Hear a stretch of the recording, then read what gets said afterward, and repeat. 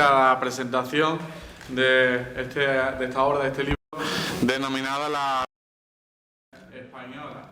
Vamos a intentar que la mesa nos ilustre sobre el autor, sobre la obra, pero principalmente yo les añadiría que seguimos en el cumplimiento de la ley, de la que nos obliga a seguir trabajando por la verdad, por la justicia y por la reparación. Y en aras a continuar con los actos que, en primer lugar, el Ayuntamiento de San Roque, que hoy tengo el honor de compartir esta presidencia, también como presidente de la Diputación Provincial de Cádiz, que es quien organiza esta presentación del libro, viene realizando distintas actividades para conmemorar el 92 aniversario. Decía que para conmemorar el 92 aniversario de la proclamación de la Segunda República Española. Hemos realizado distintas actividades, la principal alrededor del día 14 de abril del pasado viernes, en un municipio como el nuestro, hicimos la izada de la bandera tricolor y otras actividades en las que tuvimos también la oportunidad de compartir una conferencia del juez, del magistrado, portavoz que lo fue, de Jueces para la Democracia de Joaquín Bosch. Y hoy pues sumamos a una mesa que les voy a presentar, les dejo que nos ilustren sobre autor y obra y luego yo, si os parece, cierro el acto. Os agradezco a todos vuestra presencia y aprovecho para presentar a mis compañeras y compañeros de mesa. En primer lugar, a una vecina de San Roque, que creo que la conocemos por su vinculación educativa y también como enamorada del yacimiento arqueológico de Cartella, y creo que una parte importante de su tarea arqueológica en sus inicios laborales la llevó a dirigir ese yacimiento durante varios años en el inicio de la presencia del Ayuntamiento de San Roque en la recuperación de que el yacimiento fuese público, abierto al público, no solo público, abierto al público. Y también hoy nos acompaña en su papel educativo, no en su papel de enamorada de Cartella, sino como presidenta, en este caso, de la Casa de la Memoria, de la Sauceda, de una de las actividades principales que en nuestra comarca lleva realizando el Foro por la Memoria del Campo de Gibraltar, y que creo que hacen una labor de difusión, de sensibilización, de concienciación y también, que lo repito muchas veces, de cumplimiento de la ley. Gracias, Margarita, por estar con nosotros. Y también me acompaña, en este caso no tenía el honor de conocerlo, pero me han hablado de usted, y en este caso es para aprender nuevos nombres, el de Isabelo, el de Isabelo Herrero Martín Maestro. Yo sabía lo de Isabel y lo de Isabela, pero Isabelo no conocía. Que conocía al autor de la obra que vamos a conocer, que vuelvo a decir, se llama La Remonarquía Española, la última restauración de la monarquía en España. El autor es un vecino de la provincia de Cádiz, que nació en Ubrique, que falleció aquí cerca en Los Barrios, y estamos en esta presentación. Le cedo el uso de la palabra, en primer lugar, a doña Margarita Díaz, presidenta de la Casa de la Memoria. De la Sauceda. Muy bien, pues... Pulsa el dedo al rojo. Ahí al centro. Al centro, ahí. No. Ahí. Muy bien, pues buenos días a todas y a todos, y les doy las gracias por acompañarnos en este día tan especial en el que rescatamos una porción del enorme legado que nos ha dejado este hombre tan singular como fue Jesús Infante. Tengo que decir que yo les hablo en nombre de la Casa de la Memoria, en la que convergen dos asociaciones, el Foro por la Memoria del Campo de Gibraltar, cuyo presidente disculpa hoy su ausencia, y la Asociación Casa de la Memoria. Nosotros, en primer lugar, lo que queremos es agradecer a la Diputación, que es con su presidente a la cabeza, como es lógico, por haber hecho suya la culminación de este proyecto y de esta manera seguir dando voz a Jesús Infante, al que consideramos un hijo ilustre de la provincia. También queremos agradecer a la editorial Maggi por el excelente trabajo que ha hecho de edición. Pues ya tenéis el libro en vuestras manos, podéis verlo. Además, nosotros hemos pedido muchas cosas, ¿no?, que estuvieran presentes en el libro, y bueno, pues le damos las gracias también por su trabajo. Y desde luego las gracias también a la familia directa de Jesús y a sus amigos, que han sido siempre un verdadero estímulo para seguir adelante y que nos han aportado datos e informaciones sobre la creación de esta obra. Gracias, por tanto, a su hermana Pilar, a Pablo Bianchi, a José Ignacio Domínguez, y especial mención a Isabel Herreros, que lo tenemos aquí, ahora nos hablará sobre Jesús, que es el responsable del prólogo. Y también, por supuesto, unas gracias muy especiales al que probablemente es nuestro sanroqueño más genial, Andrés Vázquez de Sola. Andrés Vázquez de Sola no puede estar hoy aquí, pero es el responsable de la portada, con esta caricatura de Jesús Infante. Y bueno, pues aquí tenemos la figura del rey emérito, que a mí me da la impresión de que Andrés lo que quiere decir es que el rey emérito le tocaba las narices a Jesús Infante. En fin, Andrés no ha podido estar hoy aquí, pero él no se quería perder este día y entonces pues nos ha mandado este Queridos paisanos, hoy más que nunca me gustaría estar entre vosotros para rendir homenaje a Jesús Infante. Era un gran amigo, un gran republicano. Trabajó conmigo durante una época en que estuvo en el Canadá Enseñé. Él fue quien inventó ese mote maravilloso, hablando del Opus Dei, y le llamó la Santa Mafia. Esa Santa Mafia que nos ha dado tantos ministros y tanta corrupción antes y ahora y mañana, si no lo evitamos con nuestra conciencia y con nuestros votos. Jesús Infante está siempre entre nosotros, por lo menos en mi recuerdo, en mi cariño.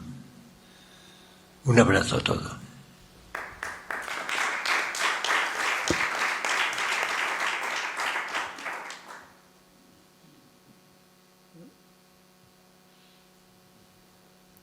Muy bien, hasta llegar al día de hoy, que no se me escucha bien. Sí, sí. ¿Sí se me escucha, no? Perdón. Bien, pues hasta llegar aquí, a este día de hoy, que como digo, para nosotros es de celebración, ha habido un trabajo importante, porque lo que teníamos eran unas cajas llenas de carpetas, en las que había muchos papeles, muchos recortes, cartas, artículos, el sistema que utilizaba Jesús, que escribía una idea en un trozo de papel pequeño y que después la agarrapaba en el folio formando como quedaría el texto. Teníamos varias copias que no eran siempre coincidentes, había cosas que se repetían y había varios guiones. Ha sido necesario, por tanto, en primer lugar, transcribir todo el texto. Esta tarea la asumió Laureano Rodríguez, que le ha cogido además el tranquillo, y ya se ha terminado de transcribir otro segundo manuscrito inédito de Jesús Infante que se llama El rompecabezas de España. Y bueno, pues ya esperamos que lo puedan ver también dentro de algún tiempo. Quiero recordar también a las voluntarias que estuvieron allí peleándose en las cajas, como Ruby, Ana o Yolanda, que fueron localizando documentos relacionados con este libro, como por ejemplo cartas, ¿no? Y desde luego el equipo que nos hicimos cargo de desentrañar el texto, como he dicho antes, eliminar repeticiones, integrar algunas partes, corregir inconexiones, es decir, todo lo que era darle el cuerpo definitivo al texto. Este trabajo también ha sido importante, pero lo que nos ha guiado sobre todo ha sido ser extremadamente respetuosos con las palabras de Jesús, es decir, ni quitarle ni ponerle, sino respetando siempre su texto, ¿no? Igualmente hemos ido adoptando distintas decisiones conforme nos íbamos enfrentando al texto. En un principio pensamos en hacer una edición crítica, idea que abandonamos cuando vimos que el texto solo se bastaba, pero sí que hemos tenido que incluir, por ejemplo, notas a pie de página, porque claro, el libro no es exactamente contemporáneo, se acabó de escribir en 2015, entonces había que aclarar algunas cuestiones que, bueno, no le restan valor al libro, pero sí que hoy en día puede ser que la situación que nos encontremos pues sea diferente. También hemos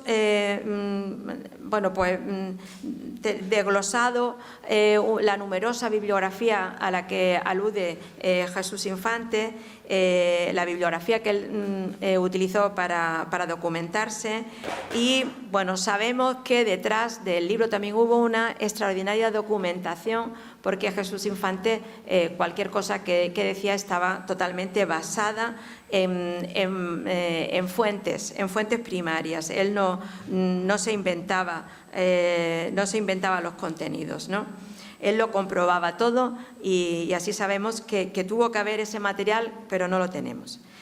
Nos encontramos multitud de dibujitos de una corona y lo hemos utilizado para ponerla al final de cada capítulo, por ejemplo, ¿no? Y luego otra cosa que siempre nos ha gustado mucho de Jesús es su letra, ¿no? Él escribía con una letra preciosa, además los folios ya cuando estaban terminados estaban perfectamente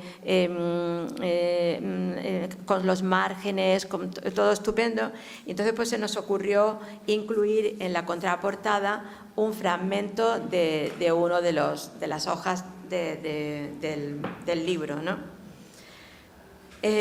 Así que hemos trabajado personas, como decía, tanto de la Asociación de la Casa de la Memoria como del Foro, personas que confluimos en la Casa de la Memoria. Y bueno, pues yo quiero nombrar a Juan Carrasco, a Juan León Moriche, a Juan Manuel Pizarro, a Andrés Rebolledo, a Fernando Sigler, a Elena Trujillo y a mí misma, que hemos sido los que básicamente hemos llevado distintos trabajos relacionados con la recuperación del libro.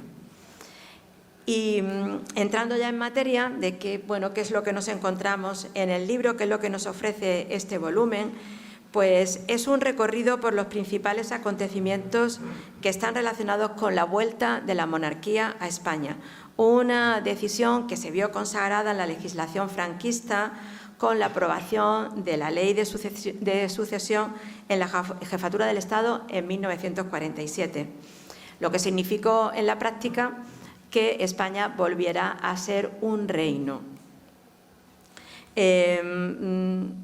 Además, un reino presionado también por las facciones monárquicas que habían apoyado el golpe de Franco, etcétera, un reino que recuperaba la dinastía Borbón, no como el reino después de la Primera República, después de la Revolución del 68, que nos rescató a Amadeo de Saboya. Así que esa monarquía que había quedado fuera del país después de las elecciones de 1931, pues verbigracia de esta ley, pues vuelve a estar restaurada en un trono, pero en un trono que todavía no se va a ocupar, porque Franco en realidad asume un papel parecido al de regente, porque realmente él va a ostentar la jefatura del Estado de por vida. Así que el texto de esta ley es fundamental, y esta ley se va a hacer real en 1969, el 23 de julio de 1969, cuando se declara a Juan Carlos Borbón, se declara sucesor. Y bueno, esto es realmente gracioso, esta parte no se la pierdan del libro, porque bueno, Jesús Infante pues representa ahí todas las maniobras que se hacen entre Franco y la familia Borbón, la relación tan extraña que va a mantener con Juan Borbón, al que elimina del trono para colocar a su hijo. Y bueno, es bastante interesante toda esta parte del libro.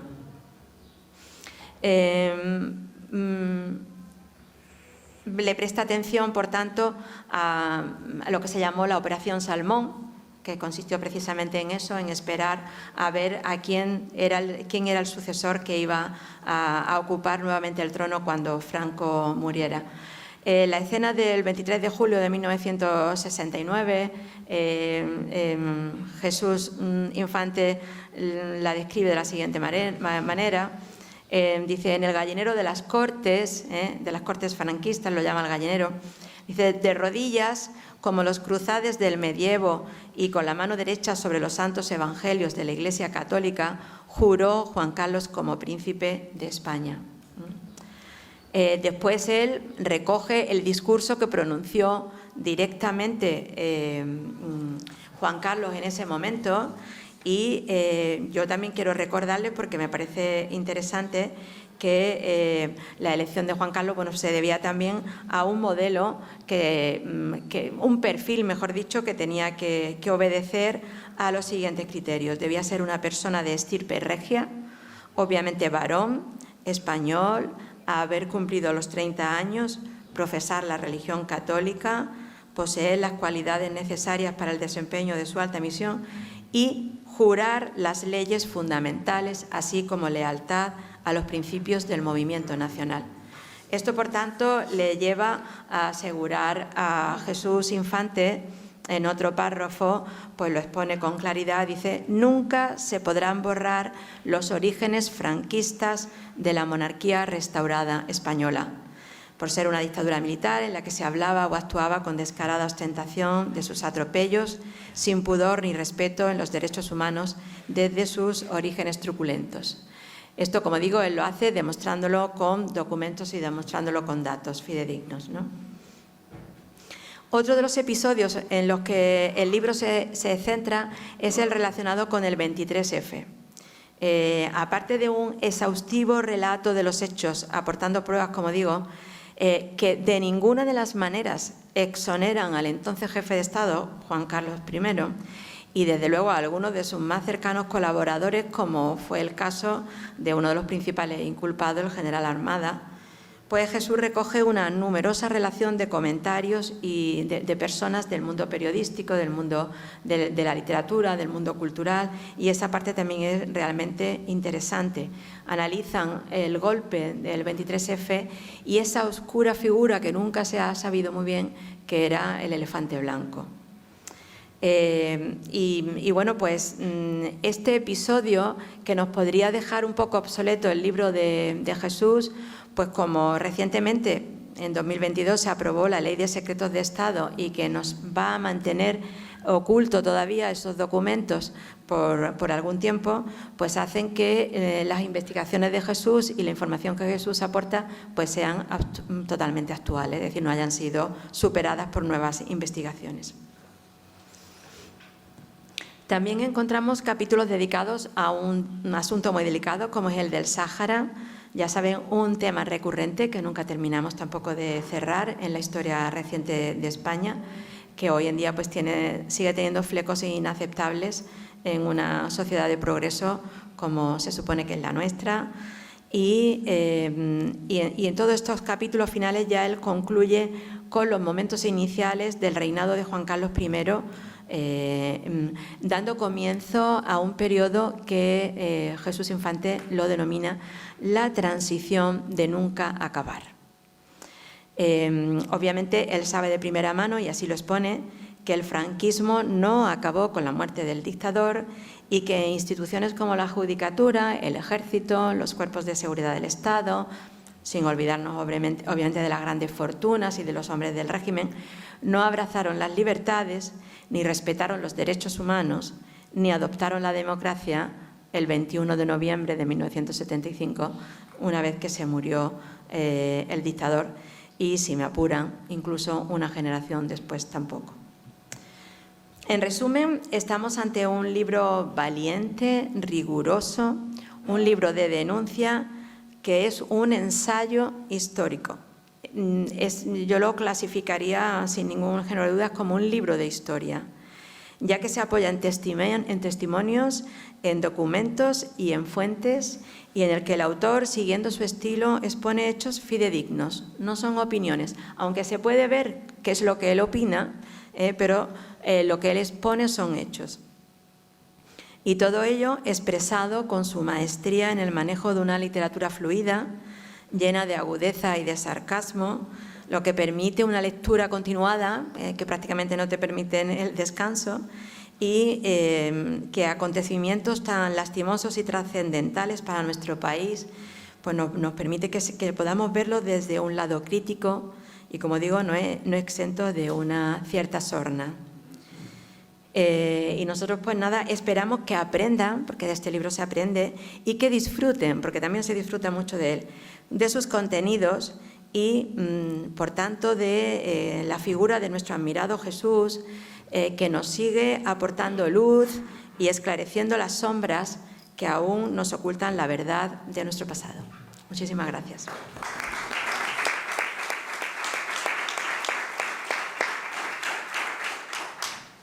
Ahora vamos a ver, si les parece, muy brevemente, una pequeña presentación que nos da otra idea de... A ver, ¿dónde está? Aquí. Para aproximarnos un poco a nuestro autor, ¿de acuerdo? Es breve. Esa mirada crítica suya.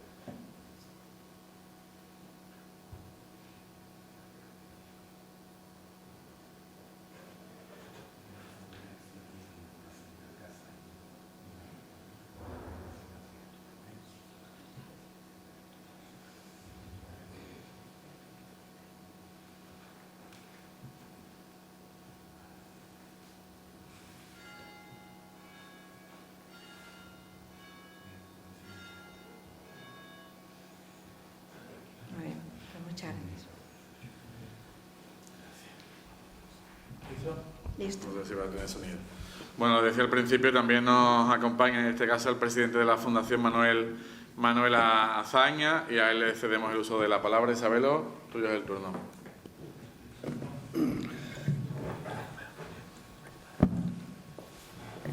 Buenos días, señor alcalde, amigas y amigos. La verdad que para mí es hoy un día un poco especial. Una parte, pues es un honor a ver que los amigos de la Casa de la Memoria pues contasen conmigo para realizar un prólogo al libro que hoy presentamos, La Remonarquía Española, sin mucho más mérito que haber sido amigo de muchos años de Jesús Infante. Entonces, pues creo que me corresponde hoy hacer sobre todo a quien no lo conocieron, pues hacer una referencia, una semblanza, y que pasa por, en principio, pues como Jesús siempre decía, las cosas tienen principio. Eso le gustaba mucho repetirlo. Principio tienen las cosas, decía. Entonces, bien, pues ese comienzo de nuestra amistad se produce en el ya lejano año de 1984, en Madrid. Estaba dando sus primeros pasos una revista satírica en la que yo empecé a trabajar como periodista, y Jesús se incorporó como director después de Andrés Vázquez de Sola. Era un semanario satírico, El Cocodrilo, y bien, El Cocodrilo pretendía hacer una suerte de réplica de lo que era Le Canard enchaîné en Francia. Y nadie mejor que estos dos personajes, estos dos gaditanos,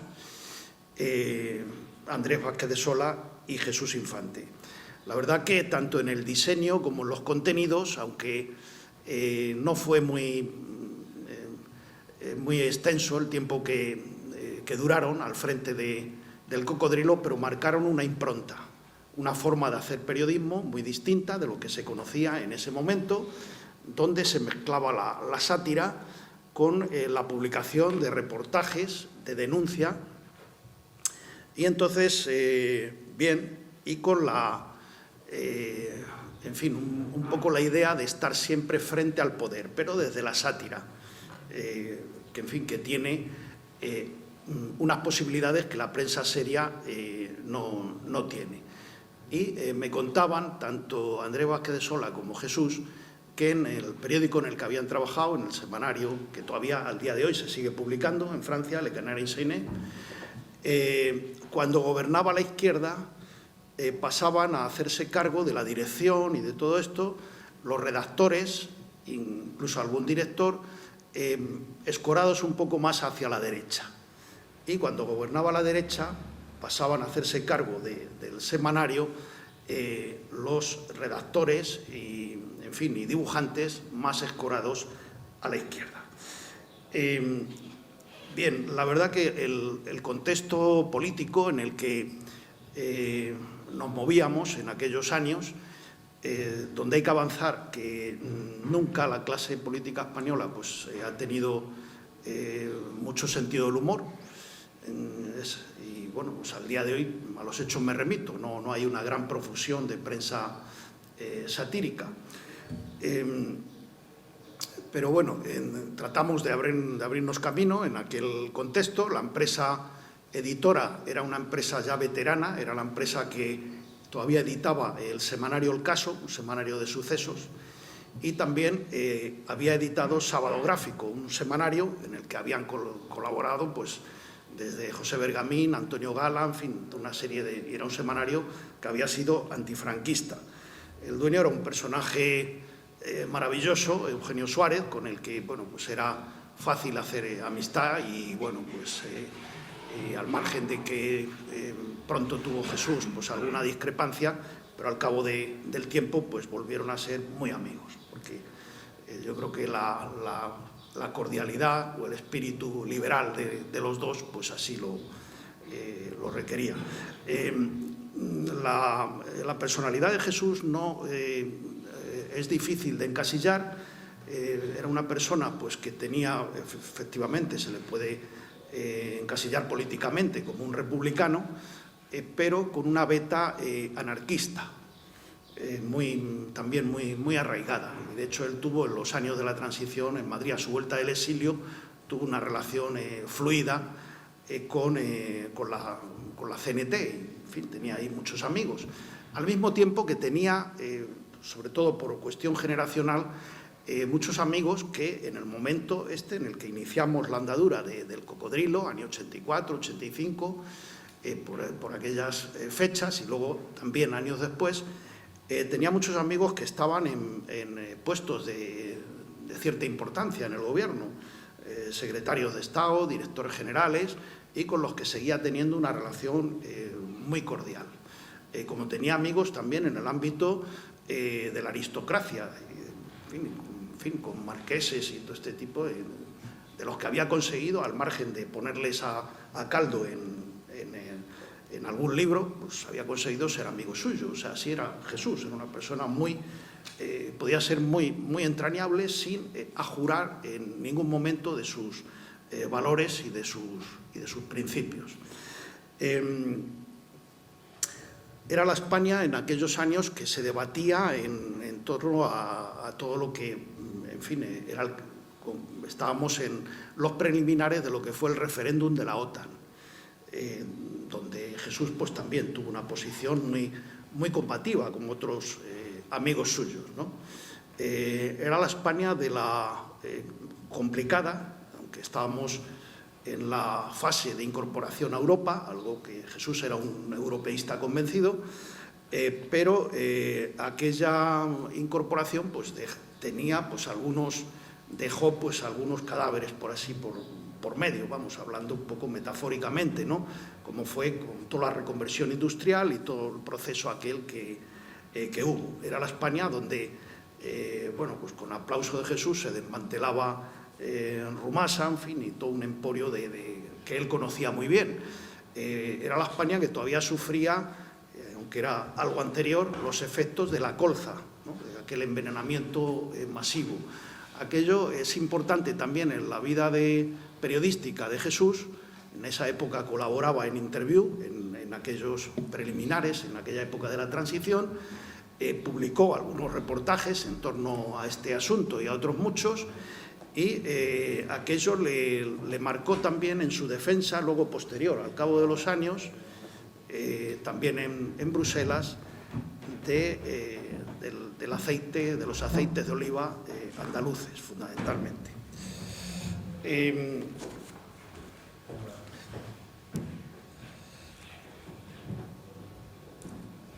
En aquella revista, en El Cocodrilo, empezamos también con algunas dificultades internas, todo hay que decirlo, pero me acuerdo que se cumplían precisamente en 1985, cuando nacía la revista, pues se celebraban los 10 años de reinado de Juan Carlos I. Y con motivo de eso, pues la revista inició un serial contando la historia de los Borbones. Y bueno, pues ni los Borbones tenían sentido del humor ninguno, ni el fiscal general del Estado, pues tampoco, porque recuerdo que tuvimos secuestros de la publicación y tuvimos varias querellas criminales en la Audiencia Nacional. Y todo era por contar algo que al día de hoy pues está ya en más libros de historia, contar, pues en fin, lo que luego después Jesús pues ha referido en monarquía, en remonarquía. Es decir, cómo los Borbones pues no han sido, la dinastía de los Borbones no han sido un factor, como se presume, de estabilidad, sino todo lo contrario. Y si el libro de remonarquía pues, se remonta al inicio del siglo XIX, es porque a partir de ahí pues, hay una restauración, pero esa restauración se va a ver varias veces interrumpida. Luego, esa continuidad de la línea histórica pues, ha tenido pues, episodios, por no hablar de que ha habido 2 repúblicas, hasta llegar a 1975, cuando se inicia pues, ese reinado que llega hasta hoy. Es decir que vuelvo un poquito a lo que era aquella redacción del Cocodrilo, en la que Jesús pues, se sentía muy, muy a gusto, porque por fin en España podía conseguir trabajar en la prensa satírica, algo que siempre fue su gran ilusión. Luego, al cabo de los años, lo volvimos a intentar sin mucho o ningún éxito. Y allí estaban pues, colaboradores como Santiago Amón, Miguel Ángel García Juez, Amando de Miguel, José Luis Soto, Manuel Funes Robert, y dibujantes como Mingote, Sumer, Ramón, Zulet, Chumichumet, a quien admiraba mucho Jesús, Cabeza, Madrigal, Cuto, Serafín, José Julio y un largo etcétera. Y por supuesto, pues, en los primeros compases o los primeros meses de la revista, pues contábamos con las caricaturas, con las no solamente de Andrés Vázquez de Sola, sino con algunos dibujantes franceses como Cardón, gran amigo de los dos, tanto de Andrés Vázquez de Sola como de Jesús. Bien, esto podría ser un poco resumen. Son los años también en Madrid de la movida.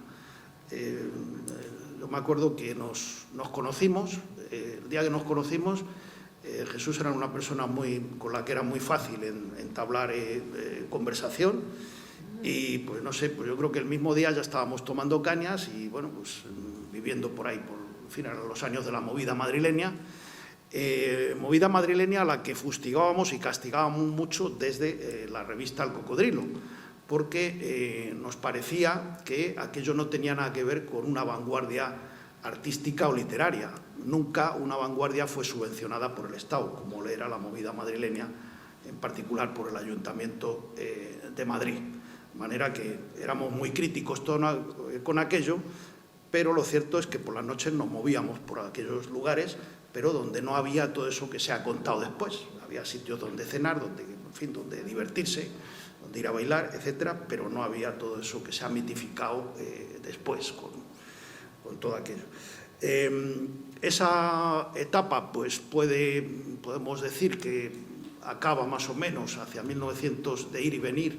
Él ya estaba en aquella época más o menos instalado en Barcelona, después de una etapa de colaboraciones en la prensa madrileña. Él se instala en Barcelona, en un anejo de Sant Cugat del Vallès llamado Valdoreix, y bueno, pues allí lo visité bastante. Jesús era una persona fundamentalmente generosa y muy hospitalaria. Él si tenía casa la ofrecía, en fin, y compartía con los demás lo que tenía. Ese era Jesús. Seguimos en contacto en aquellos años donde él estaba detrás de montar una suerte de agencia de información agroalimentaria, porque decía que era una carencia que había en este país. Eso a partir de su toma de conciencia del tema de la importancia de los aceites, en fin, de la agricultura española en general y de las posibilidades que se abrían con la integración en Europa. Finalmente no conseguimos poner en marcha aquella agencia, a pesar de dar los primeros pasos y empezar a hacer informes, pero la clientela no fue suficiente para que pudiéramos subsistir con aquella agencia de información agroalimentaria, y fue cuando le surge, estamos ya en los años primeros de los 90, quiero recordar, cuando le surge la posibilidad de irse a Bruselas, a Jesús. Y marcha a Bruselas como periodista, delegado de la agencia EFE para los temas precisamente agroalimentarios. Allí estuvo, en aquella época pues nos veíamos menos, pero seguíamos muy en contacto.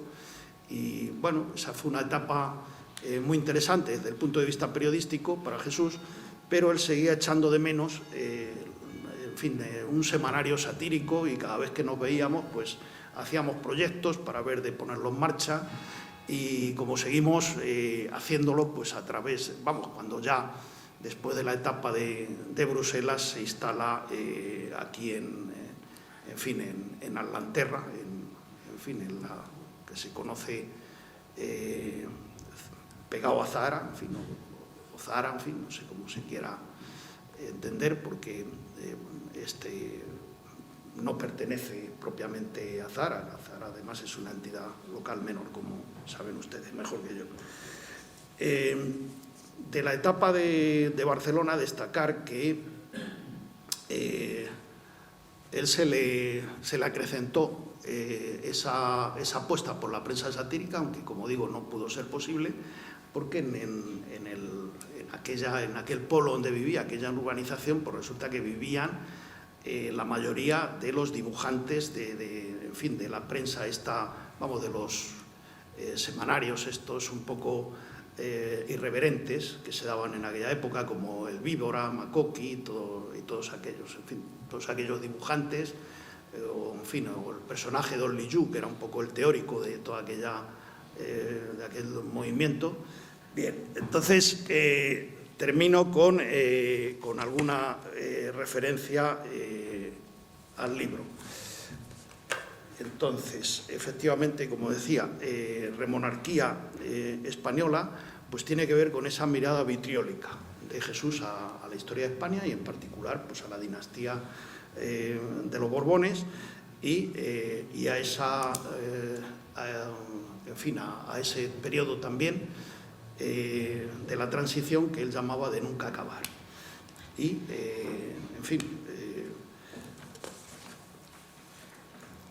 Jesús nunca dejó a pesar en fin, de este libro puede decirse que lo termina más o menos en el 2015, pero hasta ahí, y en la etapa en que él vivía en Atlanterra o luego en los barrios, él no para de escribir y hace libros que son al día de hoy de referencia, de investigación, como Los muy ricos, el origen de las grandes fortunas en España, y algunos otros ensayos.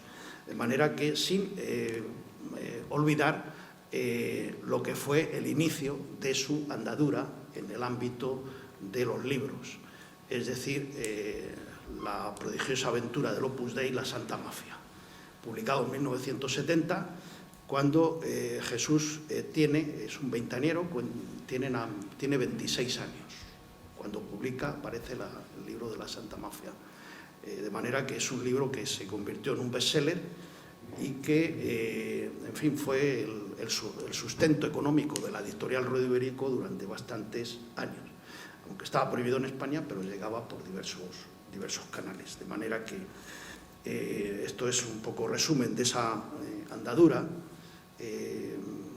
fundamental de Jesús Infante, que era un gran trabajador, aunque pudiera dar otra imagen cuando se estaba con él, en fin, tomando una caña o algo así, pero sí es cierto que a las 8 de la mañana pues, ya estaba trabajando, en fin, con un método y en fin, produciendo constantemente proyectos. Él siempre estaba ideando proyectos, libros, y que algunos se han quedado pues, en fin, esperemos que se puedan editar, de manera que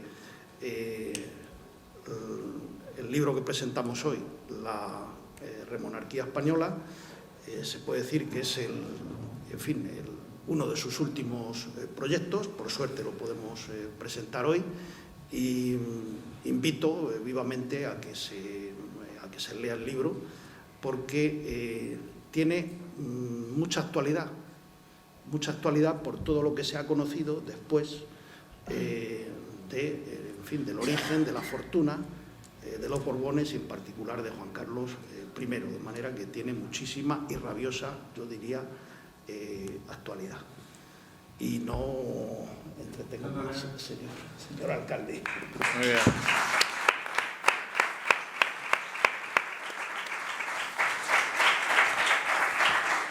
Bueno, le doy las gracias a Isabelo, le doy las gracias a Margarita, y en este caso el recuerdo. Lo que estamos presentando son apuntes manuscritos, centenares de apuntes perdidos entre distintas cajas de revistas, de libros especializados, en definitiva dentro de lo que fuese la biblioteca personal de Jesús Infante.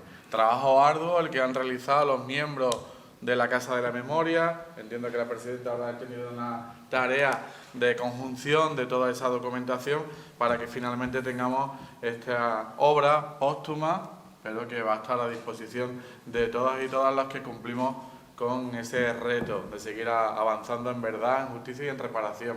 Yo no conocía a Jesús Infante, no les puedo trasladar ninguna actividad de lo que él escribía, si lo ha hecho Isabelo, y sobre la obra también nos ha hablado Margarita. Sí os puedo decir que la Diputación Provincial de Cádiz y también desde el Ayuntamiento de San Roque vamos a seguir cooperando y fomentando el que se siga trabajando para que conozcamos todo lo que ocurría cuando se proclamaba la Segunda República y lo que es peor, cuando se dio el golpe de Estado, cuando sufrimos casi 40 años de apagón del futuro de nuestro país en la dictadura, y vamos a intentar el seguir trabajando para cumplir todas y cada una de las obligaciones que nos vamos dando en la nueva Ley de Memoria Democrática.